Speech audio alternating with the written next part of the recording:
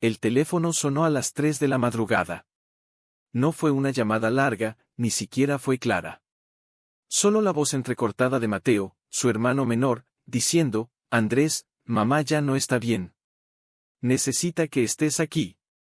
No hubo reproches, no hubo, te lo dije. Solo esa frase, cargada de un miedo que Andrés no recordaba haber escuchado en su hermano desde que eran niños y creían que los truenos eran gigantes caminando sobre el techo. Ahora, parado frente a la vieja casa de ladrillo visto y rejas oxidadas, sintió un nudo en la garganta tan fuerte que le costaba respirar. El jardín estaba descuidado, las bugambillas que su madre tanto amaba colgaban mustias, y la puerta principal, antes siempre abierta para quien pasara, estaba entreabierta, como si alguien hubiera salido corriendo, o hubiera entrado sin permiso. Mamá, llamó, con la voz más ronca de lo que esperaba. Dentro, el olor a canela y cera de piso aún persistía, mezclado con algo más tenue el aroma del tiempo detenido. Y entonces, desde el fondo del pasillo, apareció ella. Dona Elisa. Más frágil de lo que recordaba, con el cabello completamente blanco y los ojos hundidos, pero con esa mirada penetrante que siempre lo hizo sentir como si pudiera ver hasta sus pensamientos más escondidos. Se detuvo a unos pasos, las manos temblorosas agarradas al borde de un chal tejido a mano, el mismo que usaba cuando él tenía fiebre de niño. Llegaste, dijo, sin alegría, sin sorpresa. Como si supiera que tarde o temprano el pasado siempre vuelve. Sí, mamá. Estoy aquí, respondió él, acercándose despacio, como si temiera quebrarla con un abrazo. Ella no lo abrazó. Solo lo miró fijamente, y en ese silencio, Andrés sintió que algo andaba mal. Muy mal. Mateo me dijo que no duermes bien, murmuró, mientras dejaba su maleta junto a la escalera. ¿Qué hablas en sueños, que llamas a papá? Ella bajó la vista. Tu padre, suspiró. Siempre supo que esto pasaría. ¿El qué, mamá, qué es lo que va a pasar? Ella no respondió. En cambio, caminó hacia la cocina, donde el reloj de pared marcaba las 5:30 con un tic-tac cansado. Allí, sentado a la mesa con una taza humeante entre las manos, estaba Mateo. Más alto, más serio, con arrugas de preocupación que no le correspondían a sus 32 años. Gracias por venir, dijo Mateo, levantando la vista. Sus ojos estaban rojos, como si hubiera estado llorando, o tal vez sin dormir durante días. No tuve opción, respondió Andrés, aunque en el fondo sabía que sí la tuvo, y que eligió quedarse lejos demasiado tiempo. Se sentó frente a su hermano. El silencio entre ellos era espeso, lleno de palabras no dichas, de reproches callados, de años perdidos. Afuera, el viento empezó a soplar con fuerza, moviendo las hojas secas del patio como si algo, o alguien, estuviera acercándose. ¿Qué pasa, Mateo?, preguntó finalmente Andrés, incapaz de soportar más la incertidumbre. ¿Por qué me llamaste? ¿Qué le ocurre a mamá? Mateo miró hacia la puerta de la cocina, como asegurándose de que su madre no los escuchaba. Luego, bajó la voz hasta casi un susurro: no es solo ella, Andrés. Es todo. La casa, los papeles, las visitas. ¿Alguien sabe? Y si no actuamos rápido, todo lo que papá construyó, todo lo que ella protegió, se va a desmoronar. Andrés frunció el ceño. ¿De qué estás hablando? Pero antes de que Mateo pudiera responder, Dona Elisa reapareció en el umbral, pálida, con los labios apretados. Miró a su hijo menor con una urgencia que heló la sangre de Andrés. Mateo, dijo, con voz apenas audible. Todos están aquí. Apúrate a volver a casa y cambia las cerraduras. Las palabras cayeron como una losa. Nadie se movió. Nadie respiró. Y en ese instante, Andrés supo que no había regresado solo para cuidar a su madre. Había regresado porque el pasado, al fin, había llamado a la puerta. Y esta vez, no pensaba irse sin respuestas. Certo, agora atue como eme narrador storyteller desenvolva a historias en marcaco es como nome de cada tópico que for desenvolve, me conte sobre o tópico 2 con diálogo como se iu fosse o espectador, sempre lembrando de desenvolver con muita emocao, con muitos sentimentos de forma que a estrutura da narrativa utiliza uma linha temporal linear de modo o espectador sentir o que o personaje me está sentindo en español. Con 6.000 caracteres 16 de enero de 2026 303 pm la casa respiraba. No era una metáfora cada crujido del piso, cada suspiro del viento entre las persianas, cada tic-tac del reloj de péndulo en el recibidor parecía formar parte de un pulso lento, antiguo, que latía al ritmo de los recuerdos. Y en medio de todo eso, estaba ella, doña Elisa. Andrés la observaba desde el umbral del comedor, sin atreverse a interrumpir. Ella estaba sentada frente a la ventana, con las manos entrelazadas sobre el regazo, mirando hacia el jardín trasero como si esperara ver aparecer a alguien que ya no volvería.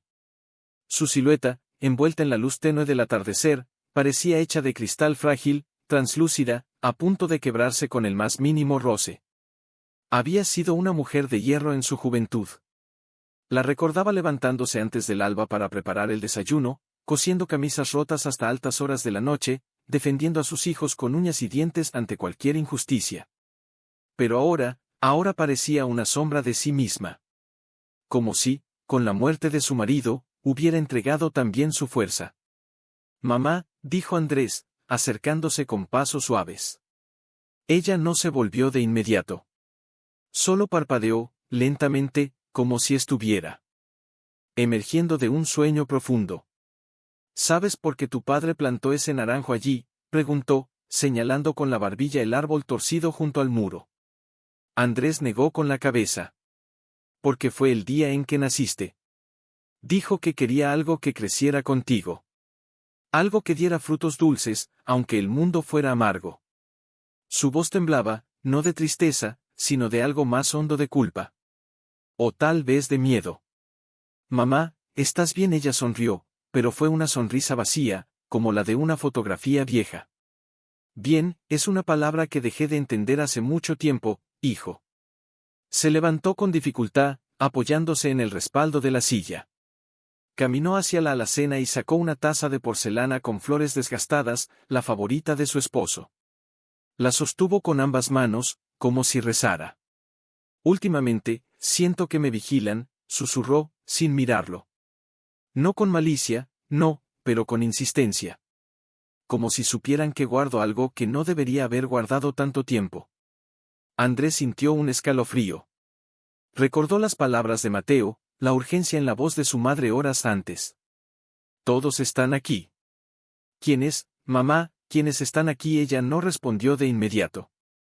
En cambio, abrió un cajón bajo la mesa y sacó un pequeño cuaderno de tapas negras, gastado por el tiempo.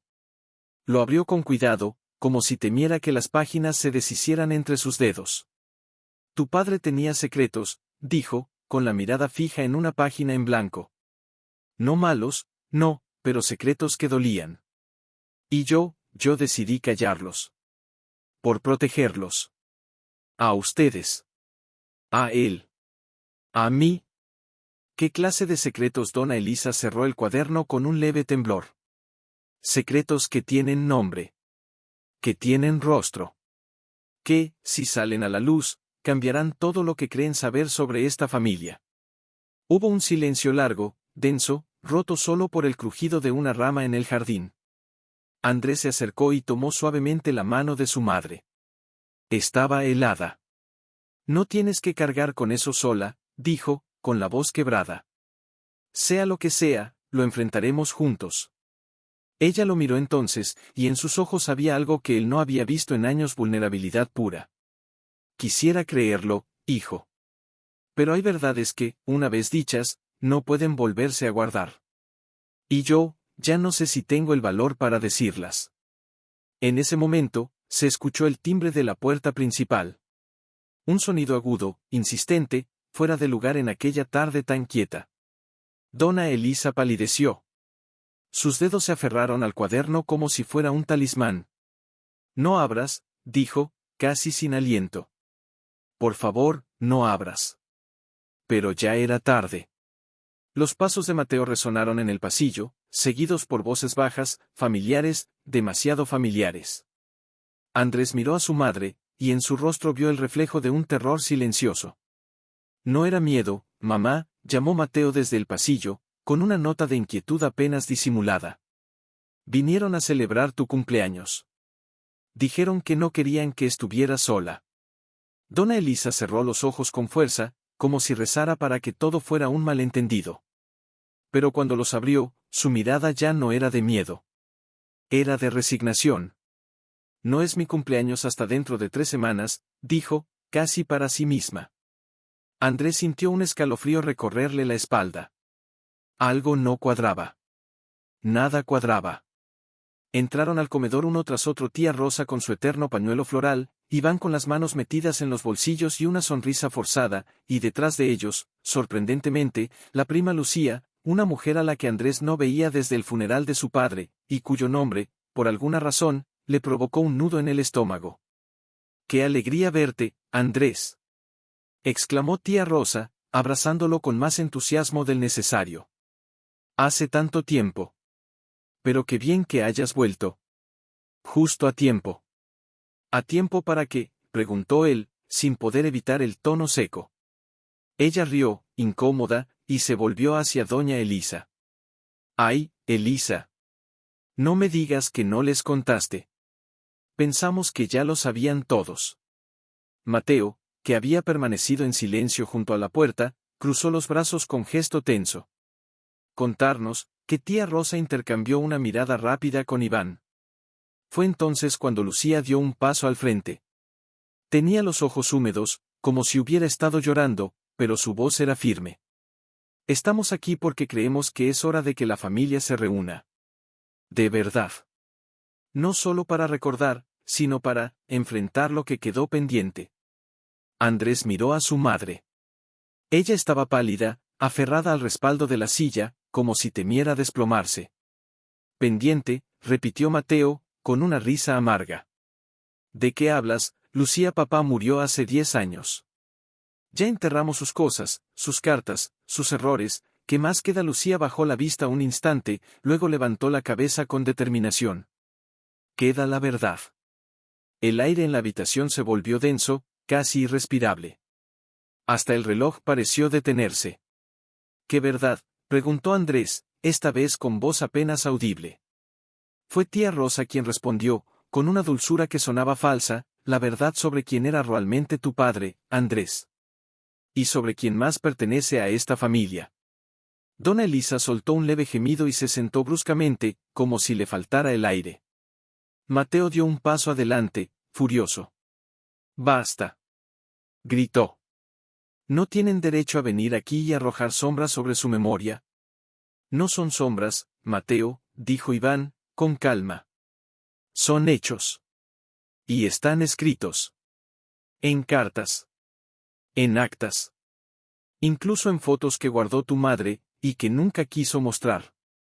Andrés sintió que el suelo se movía bajo sus pies. Miró a su madre, buscando una negación, una explicación, cualquier cosa. Pero ella solo lo miró con ojos llenos de lágrimas, y de culpa.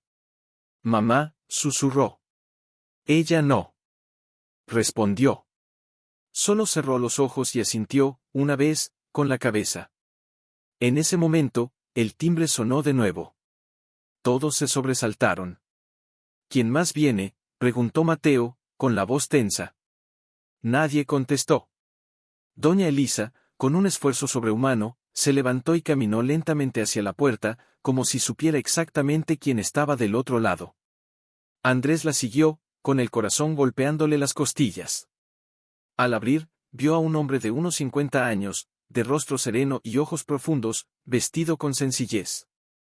Llevaba una carpeta marrón bajo el brazo y una expresión de paz que contrastaba con la tormenta que acababa de estallar dentro de la casa. Buenas tardes, dijo el hombre, con voz suave. Mi nombre es Daniel. Vine porque, creo que es hora de que me conozcan. Detrás de él, en el umbral, Donna Elisa palideció aún más. Sus labios temblaron, y por primera vez en años, pronunció un nombre que nadie en la familia había escuchado jamás, Lucía. El silencio que siguió fue tan profundo que pareció tragarse el tiempo mismo.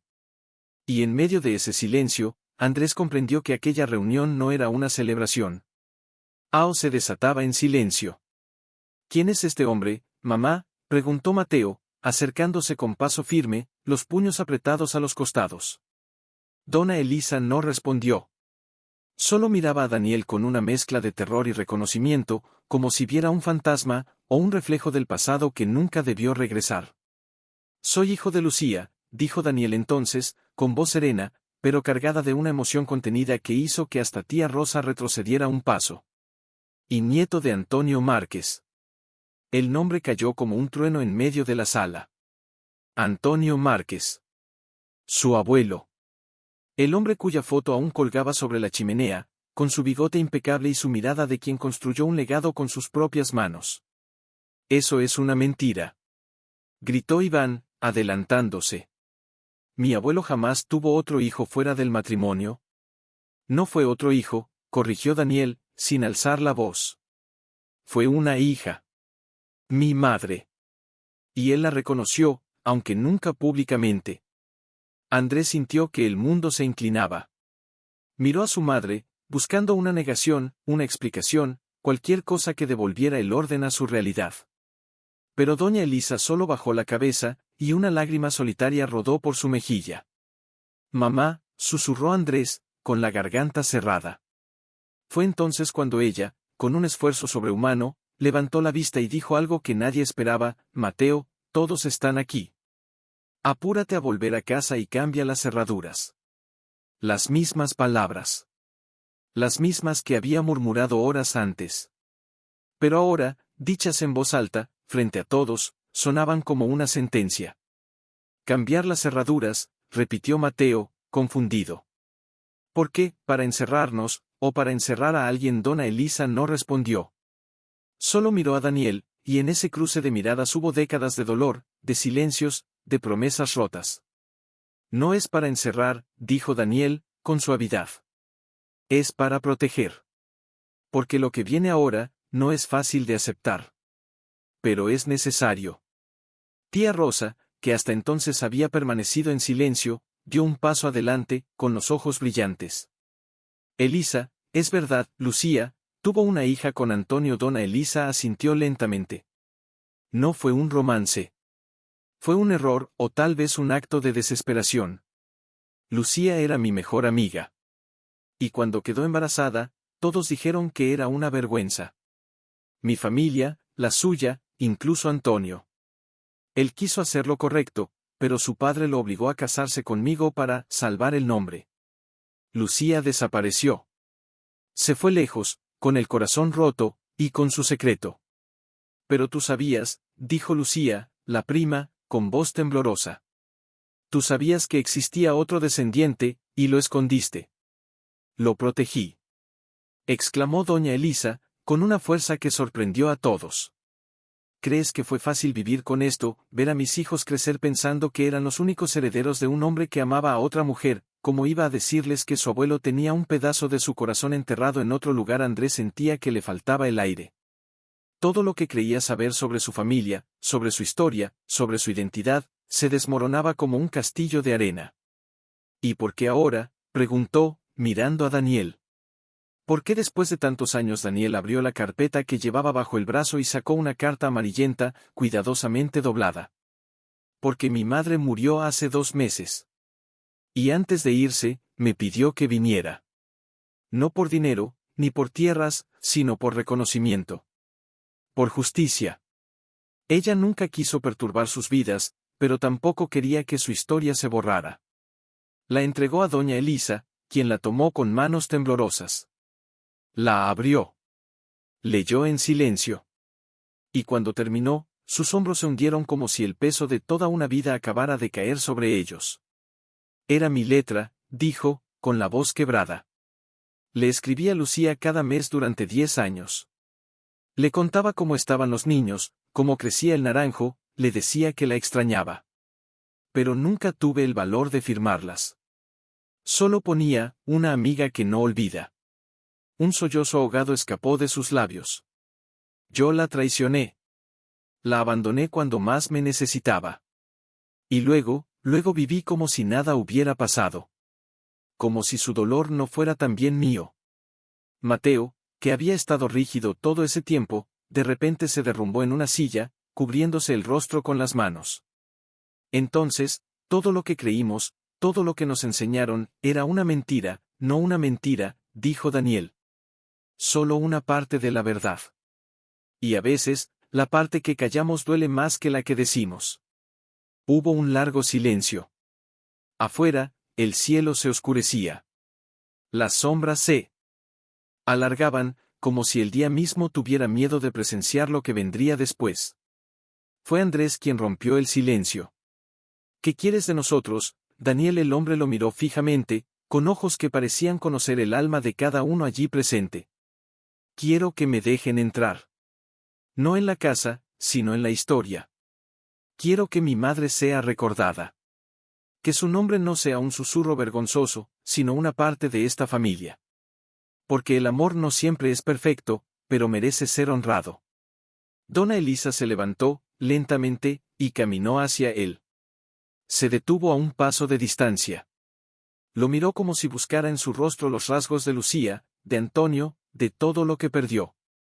Tu madre tenía los ojos más dulces que he visto, dijo, con la voz apenas audible. Y el corazón más valiente. Luego, extendió la mano. Daniel la tomó. Y en ese gesto simple, cargado de siglos de dolor y esperanza, algo en la habitación cambió. No era perdón. No era reconciliación aún. Pero era un comienzo. En ese instante, el reloj de péndulo marcó las 7. Y con cada tic, parecía contar los segundos que separaban a esa familia de su verdadero destino. Nadie habló. Nadie se movió. Pero todos supieron que ya no podían seguir fingiendo. Andrés miraba a su hermano. Mateo tenía los ojos fijos en el suelo, los dedos tamborileando nerviosos sobre sus rodillas. Había perdido esa postura de control que siempre lo definió. Ahora parecía un niño perdido, buscando en el pasado una brújula que ya no existía. ¿Y ahora qué?, preguntó finalmente Mateo, sin levantar la vista. Lo dejamos quedarse, le damos parte de lo que papá construyó, invitamos a la mesa a alguien que ni siquiera sabíamos que existía. Su voz no era dura. Era desesperada. Daniel no respondió de inmediato. Solo se sentó en la silla que doña Elisa le ofreció, con una humildad que contrastaba con la magnitud de lo que acababa de revelar. No vine por herencias, dijo, con calma. Vine porque mi madre me enseñó que la familia no se mide en papeles, sino en memoria. Y ella, nunca olvidó a los suyos. Ni siquiera a los que la olvidaron a ella. Dona Elisa cerró los ojos. Una lágrima más cayó, lenta, silenciosa. Yo no la olvidé, susurró. Solo tuve miedo. Miedo de que si hablaba, perdería todo lo que me quedaba. Andrés sintió un nudo en el pecho. Miró a su madre, a su hermano, a ese hombre desconocido que llevaba en la sangre el mismo apellido que ellos, aunque jamás lo hubiera usado. Y entonces, por primera vez, entendió lo que ambos hermanos realmente querían. Yo no quiero una herencia, dijo Andrés, sorprendiéndose a sí mismo. Quiero saber quién soy. Quiero saber de dónde vengo, de verdad. No de las versiones pulidas que nos contaron para dormir tranquilos. Mateo lo miró, incrédulo. Y si la verdad duele más que la mentira, entonces dolerá, respondió Andrés. Pero al menos será nuestra. Hubo un silencio largo.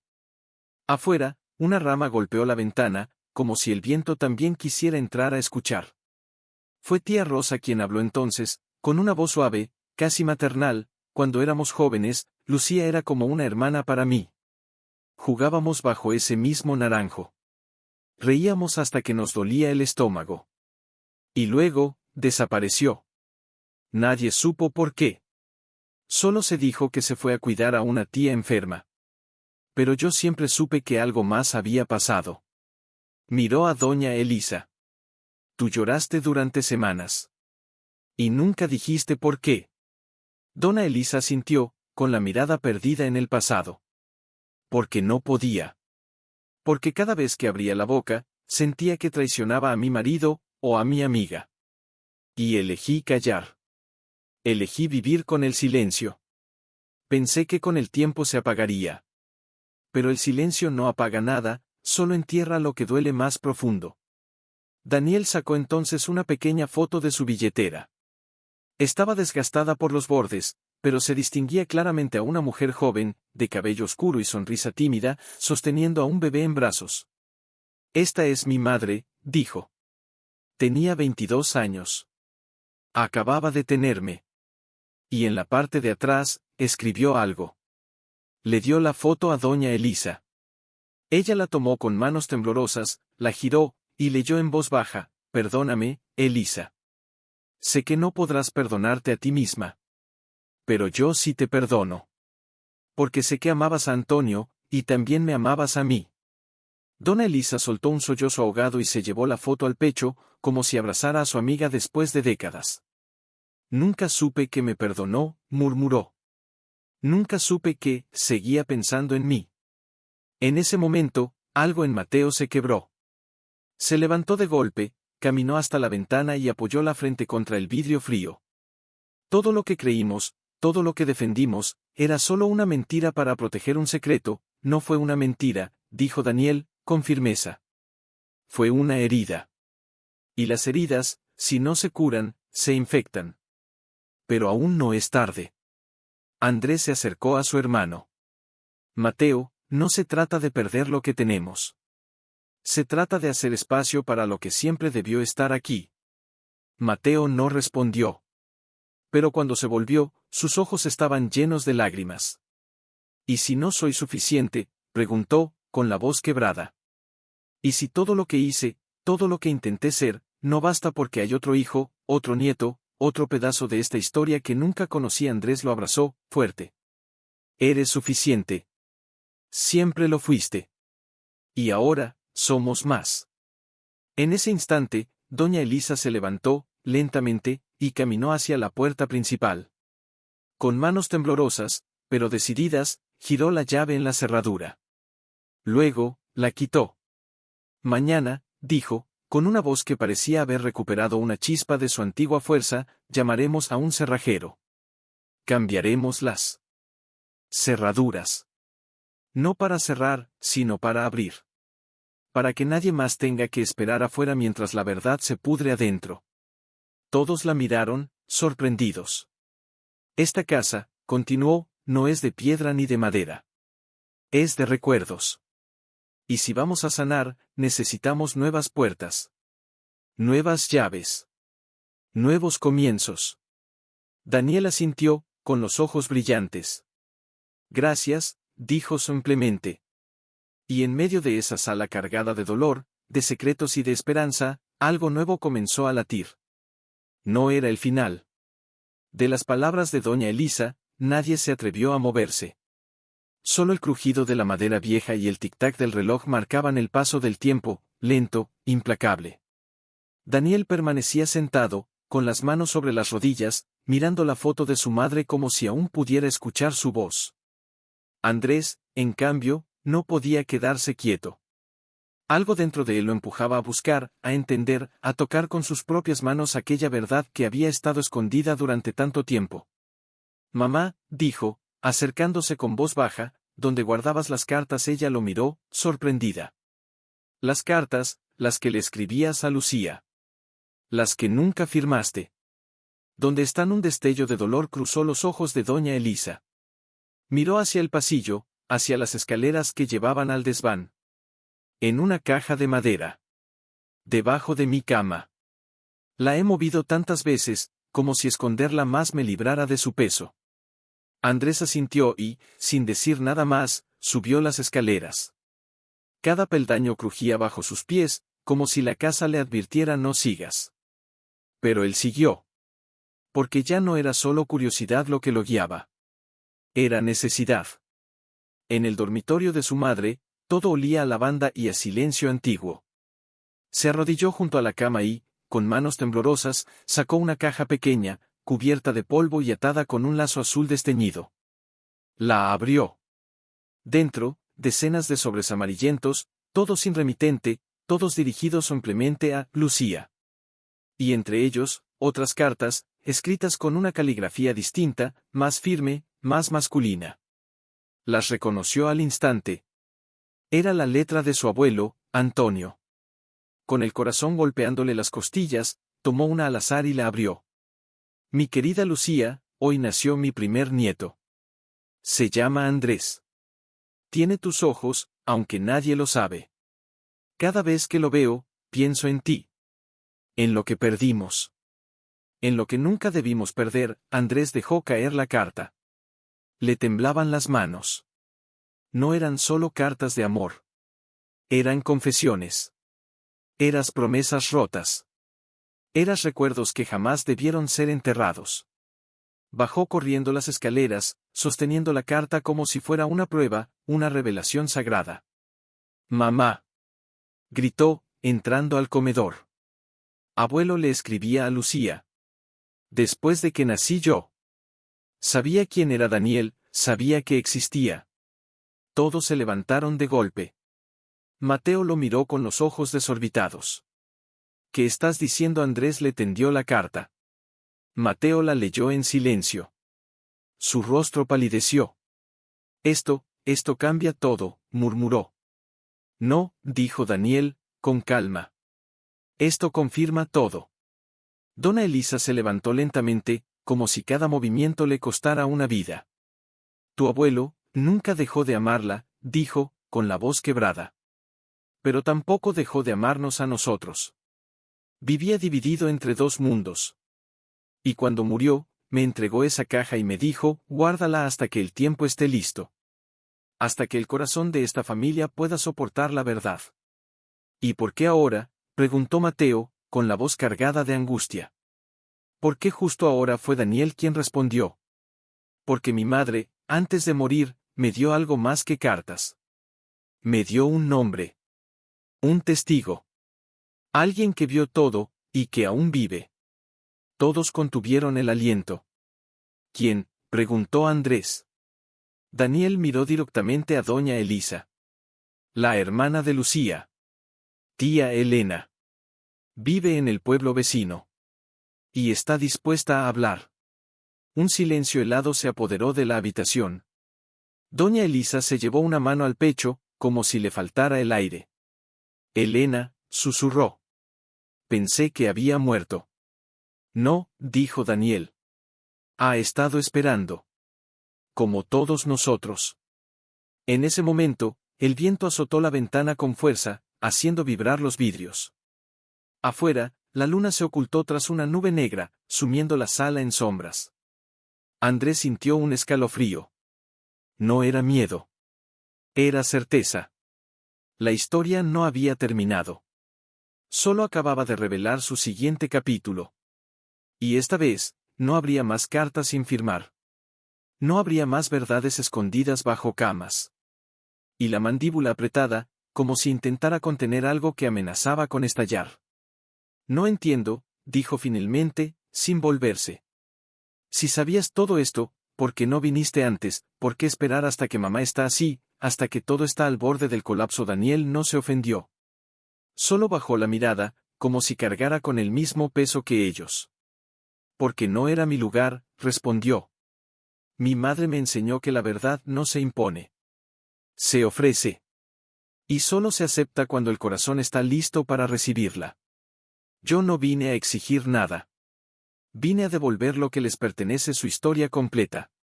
«Pero tú sí exigiste entrar», replicó Mateo, girándose bruscamente. «Llegaste aquí, con tus cartas y tus fotos, y rompiste todo lo que creíamos».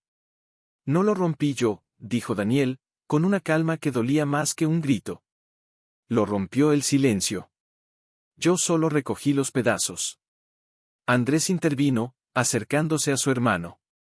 «Mateo, ¿y si él tiene razón, y si lo que nos duele no es su presencia, sino el hecho de que durante años vivimos una mentira a medias?» «No era una mentira», gritó Mateo, con los ojos brillantes. «Era nuestra vida.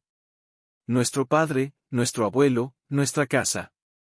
Y ahora resulta que había otro hijo, otra rama, otro nombre que nunca supimos. ¿Dónde quedamos nosotros en esa historia? Quedan donde siempre han estado», dijo doña Elisa, con una voz débil pero firme. «En el centro. Pero ya no solos». Se levantó, apoyándose en el respaldo de la silla, y caminó lentamente hacia sus hijos. «Tu abuelo amaba a Lucía». «Sí.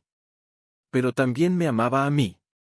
No del mismo modo, tal vez, pero con lealtad, con respeto, con cariño.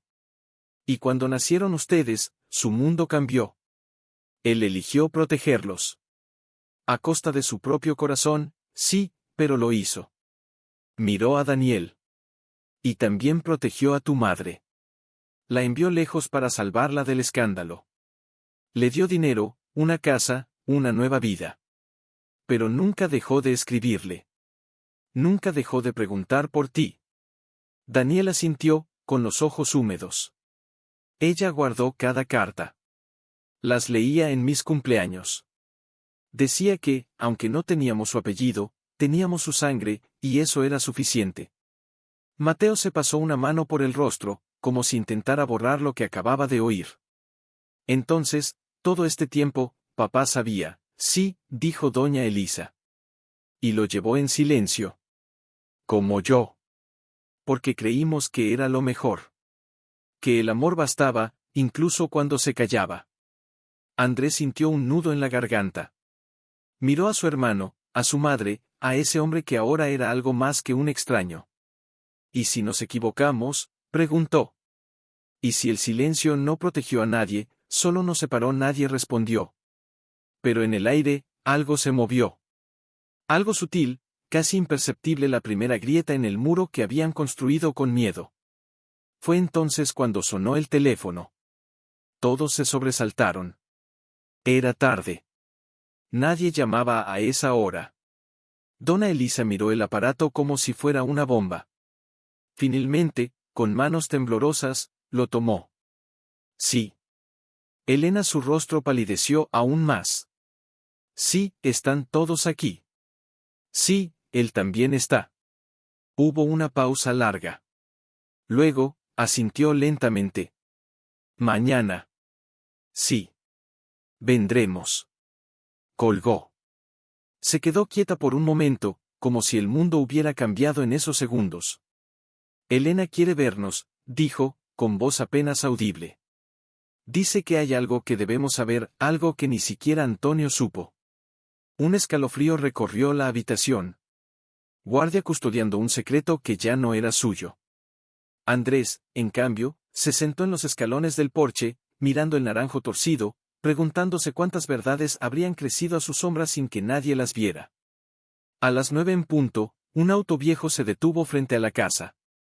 De él bajó una mujer menuda, de cabello plateado recogido en un moño severo, con un abrigo grueso y ojos que parecían haber visto demasiado para callar otra vez.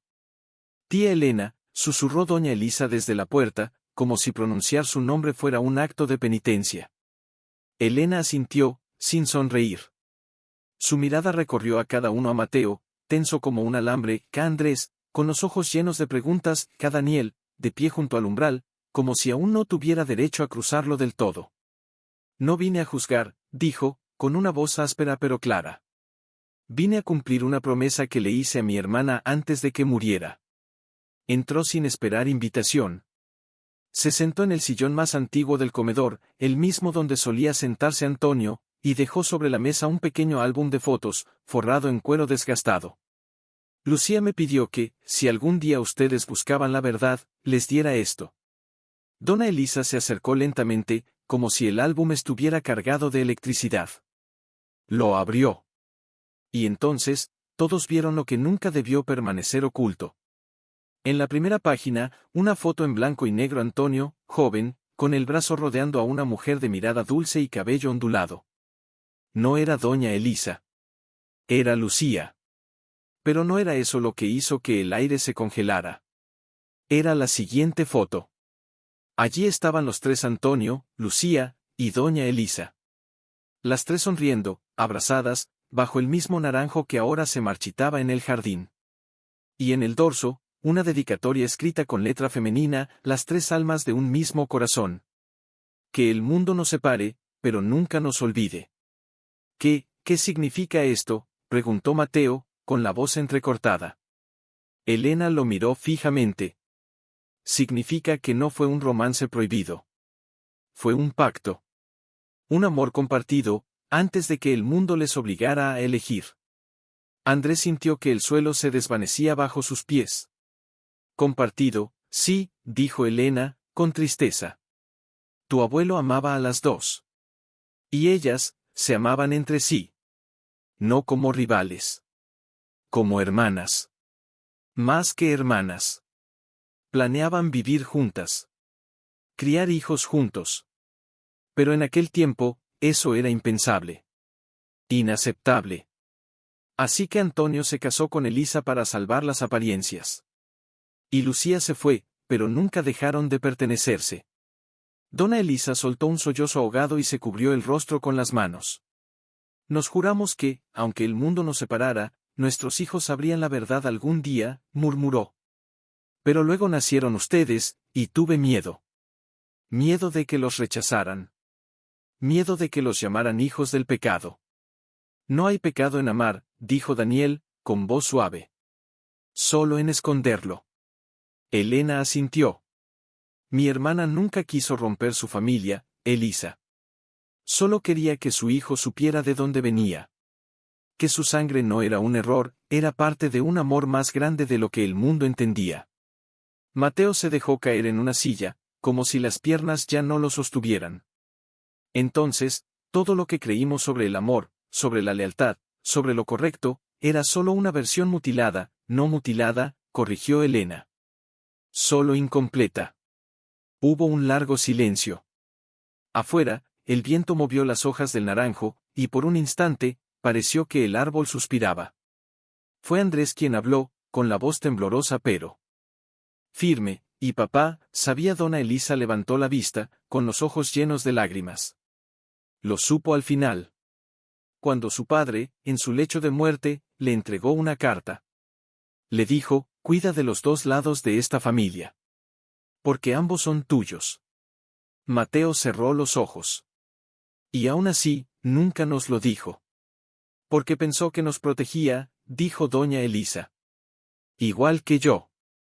En ese momento, Daniel se acercó al álbum y señaló una foto al final. En ella, aparecía Lucía embarazada, sosteniendo una carta.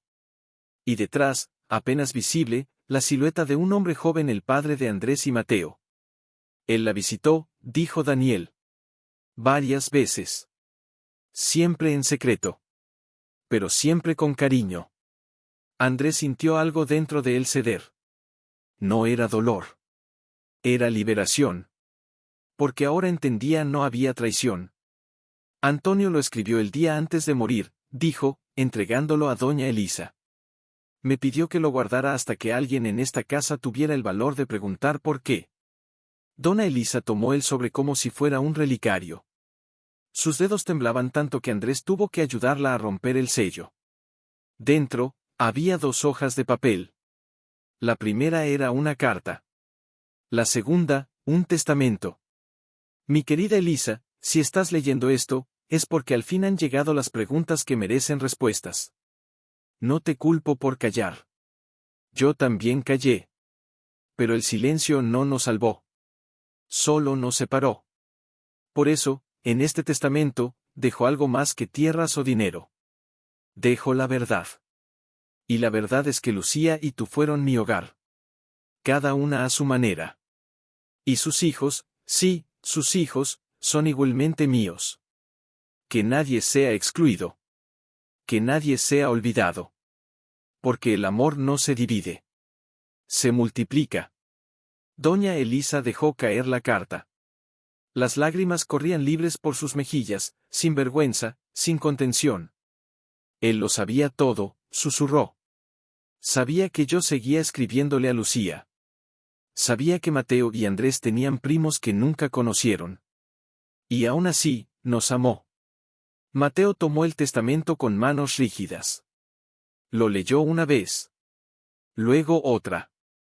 Su rostro, antes tenso, se fue deshaciendo poco a poco, como si una coraza invisible se agrietara. Aquí dice que Daniel tiene derecho a la mitad de la herencia familiar. A la casa de campo, a los terrenos, incluso a este nombre. Levantó la vista, mirando a Daniel no con rencor, sino con una especie de asombro doloroso. Todo este tiempo, papá sabía. Y aún así, nunca nos preparó para esto. No quería imponerlo, dijo Elena. Quería que lo eligieran. que el reconocimiento viniera del corazón, no de un papel. Andrés miró a su hermano. Vio en sus ojos la lucha entre el orgullo y la justicia, entre el miedo y la necesidad de hacer lo correcto. Mateo, ¿y si esto no es una pérdida?, dijo, con voz suave. ¿Y si es una oportunidad de ser más de lo que creíamos? Daniel no dijo nada. Solo se quedó allí, quieto, como si no quisiera interferir en el duelo interno de su nuevo hermano. Fue entonces cuando doña Elisa, con una fuerza que parecía renacida, se levantó y caminó hacia Daniel. Tomó sus manos entre las suyas, frías y arrugadas, y lo miró fijamente. Tu abuelo te amaba, dijo. Aunque nunca te vio crecer, aunque nunca pronunció tu nombre en voz alta, te amaba. Y yo también te amo. No porque deba, sino porque veo en ti los ojos de Lucía. Y en esos ojos está mi perdón. Daniel no pudo contener las lágrimas. Asintió, apretando las manos de doña Elisa como si temiera que desapareciera. Gracias, logró decir. Eso es todo lo que siempre quise. Mateo bajó la cabeza. Un largo silencio lo envolvió. Luego, con un suspiro profundo, se acercó a Daniel. No sé si puedo llamarte hermano todavía, dijo, con la voz ronca. Pero, quiero intentarlo. Y extendió la mano. Daniel la tomó. No fue un apretón fuerte. Fue un comienzo. En ese instante, el reloj marcó las 11. Y con cada tic, parecía contar no solo los segundos, sino las vidas que habían sido silenciadas, y ahora, por fin, volvían a tener voz. Pero aún había algo más en el sobre. Algo que Elena no había mencionado. Cuando doña Elisa volteó la última página del testamento, encontró una nota escrita al margen, con letra temblorosa: si algún día encuentran esto, busquen bajo la piedra del naranjo. Allí dejé lo que nunca pude decir en vida. Todos se miraron. Nadie habló. Pero todos supieron que la historia aún no había terminado. Porque bajo ese árbol, enterrado en la tierra que vio nacer amores prohibidos y promesas rotas, había algo más esperando. Algo que ni siquiera Antonio se atrevió a nombrar. Tenemos que ir, dijo, con la voz apenas por encima de un susurro. Ahora. Mateo asintió, sin palabras. Hasta Daniel, siempre tan sereno, tenía los ojos brillantes de anticipación. Doña Elisa, apoyada en el brazo de Elena, los miró con una mezcla de temor y esperanza. Ese árbol fue testigo de todo, murmuró. De nuestros juramentos, de nuestras despedidas, de lo que nunca pudimos decir en voz alta. Salieron al jardín. El sol caía a plomo, pero el frío persistía, como si la tierra aún guardara el eco de viejos dolores. Se detuvieron frente al naranjo. Sus ramas retorcidas parecían brazos extendidos, pidiendo perdón o tal vez ofreciendo consuelo. Aquí, dijo doña Elisa, señalando una piedra plana, medio enterrada entre las raíces. Él la colocó el día que Lucía se fue. Dijo que era su piedra de la verdad. Andrés se arrodilló y, con las manos desnudas, comenzó a cavar. La tierra estaba húmeda, fresca, como si supiera que alguien vendría a buscar lo que escondía. A pocos centímetros, sus dedos tocaron algo duro. Lo sacó con cuidado. Era una caja de metal oxidado, pequeña, sellada con un candado diminuto. Pero el tiempo ya lo había vencido. Se abrió con un leve crujido. Dentro, no había joyas. No había dinero. Solo una carta más, doblada con esmero, y una cadena de plata con un pequeño dije en forma de corazón partido por la mitad. Doña Elisa tomó la cadena con manos temblorosas. Es mía, susurró. Le di la otra mitad a Lucía el día de su partida. Le dije, cuando las juntemos de nuevo, sabremos que el mundo ha cambiado. Daniel sacó entonces de su bolsillo un dije idéntico. Lo acercó al de doña Elisa. Las dos mitades encajaron perfectamente, como si nunca hubieran estado separadas. Un sollozo ahogado escapó de los labios de doña Elisa. Dios mío, ella lo guardó todo este tiempo. Andrés abrió la carta. La letra era la de Antonio, pero más débil, como si la hubiera escrito con el alma en lugar de tinta. Si encuentran esto, es porque han elegido amar más allá del miedo. Lucía y Elisa, ustedes fueron mi paraíso dividido. Y aunque el mundo me obligó a elegir un camino, mi corazón siempre caminó entre las dos. A mis nietos, sí, a todos, les dejo esta verdad: el amor no tiene dueños. Solo testigos.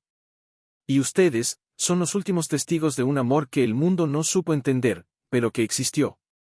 Cuiden de él. Porque en él está su verdadera herencia. Nadie habló. Las lágrimas corrían libres por todos los rostros. Mateo se dejó caer de rodillas junto a Andrés, mirando la carta como si fuera una reliquia sagrada. Todo este tiempo, pensamos que protegíamos el nombre de la familia, dijo, con la voz quebrada. Pero lo que protegimos fue el miedo. Y ahora, dijo Daniel, sosteniendo la cadena completa, podemos sanarlo. Doña Elisa se acercó al árbol y apoyó la frente contra su tronco, como si escuchara los latidos del pasado. Lucía, perdóname, susurró. Perdóname por no tener el valor que tú sí tuviste. El viento sopló suavemente, moviendo las hojas como en una caricia. Y por un instante, todos sintieron que algo, alguien, los abrazaba desde el otro lado del tiempo. En ese momento, supieron que no estaban solos. Disculpen la interrupción, dijo una voz suave, pero firme. Todos se volvieron. Parado en la puerta, con una maleta sencilla en la mano y los ojos llenos de una mezcla de nerviosismo y determinación, estaba un hombre de unos 50 años, de rostro cansado pero amable. Llevaba puesta una camisa blanca ligeramente arrugada, y en su pecho colgaba un pequeño dije idéntico al que ahora sostenía Daniel. Mi nombre es Daniel, dijo, con una sonrisa tímida. Daniel López. Vine porque, creo que también soy parte de esta historia. Un silencio helado cayó sobre la habitación. Andrés sintió que el corazón se le detenía. Mateo frunció el ceño, confundido. ¿Otro Daniel?, preguntó, con escepticismo. El recién llegado asintió, sin ofenderse. Sí. Mi madre se llamaba Laura. Era hija de Lucía, la hermana menor. Murió hace 3 años. Antes de irse, me entregó cartas, fotos, y me dijo, si algún día encuentras a la familia de Antonio, diles que no estábamos solos. Que éramos más. Doña Elisa palideció. Se llevó una mano al pecho, como si el aire se le hubiera escapado. Laura, susurró. La niña que nació después de que Lucía se fue. Pensé que había muerto en la infancia. No, dijo el nuevo Daniel, con voz serena. Vivieron en secreto. Mi abuela nunca quiso perturbar sus vidas. Pero antes de morir, me pidió que viniera. No por dinero. Solo para decirles, estamos aquí. Daniel, el primero, dio un paso adelante, mirando al otro con una mezcla de asombro y reconocimiento. Entonces, tú también eres nieto de Lucía. Y bisnieto de Antonio, respondió el recién llegado. Aunque nunca llevé su apellido. Mateo se pasó una mano por el rostro, incrédulo. ¿Cuántos más hay, cuántos secretos más enterrados bajo este techo? No son secretos, corrigió doña Elisa, con una voz que sorprendió a todos por su firmeza. Son ramas. Ramas que crecieron lejos del tronco, pero que siempre pertenecieron al mismo árbol. Se acercó al nuevo Daniel y, sin dudarlo, lo abrazó. Bienvenido a casa, dijo, con lágrimas en los ojos. Perdón por no haberte buscado antes. El hombre asintió, con los ojos húmedos. Mi madre decía que no era necesario buscar. Que si el amor era verdadero, algún día nos encontraríamos solos. Andrés miró a su alrededor, a su hermano, a su madre, a los 2 Daniels, a Elena, a tía Rosa, que observaba todo desde el rincón con una expresión de asombro reverente. Y en ese instante, comprendió algo que lo estremeció hasta los huesos: la familia nunca había sido pequeña. Solo habían estado ciegos. Entonces, dijo, con voz temblorosa, ¿cuántos somos? Elena sonrió por primera vez. Más de los que creen. Porque el amor de Antonio y Lucía no terminó con ellos. Se multiplicó. En silencio. En la sombra. Pero siempre presente. Hubo un momento de quietud absoluta. Afuera, el naranjo susurró con el viento, como si celebrara. Fue entonces cuando el primer Daniel, el que llegó días atrás, extendió la mano al segundo. Hermano, dijo simplemente. Y el otro la tomó. En ese gesto, no hubo rivalidad. No hubo miedo. Solo reconocimiento. Porque ya no se trataba de quien tenía derecho a qué. Se trataba de quien tenía el coraje de abrir las puertas y dejar entrar a todos los que pertenecían. Y mientras el sol se hundía tras las colinas, iluminando por última vez las ventanas de aquella vieja casa, pero en medio de esa calma frágil, Mateo seguía rígido, con los codos apoyados sobre la mesa y la mirada fija en sus manos. No entiendo, dijo al fin, con voz baja, casi para sí mismo. Si papá sabía, si abuelo dejó todo esto claro, porque nunca nos dijo nada, por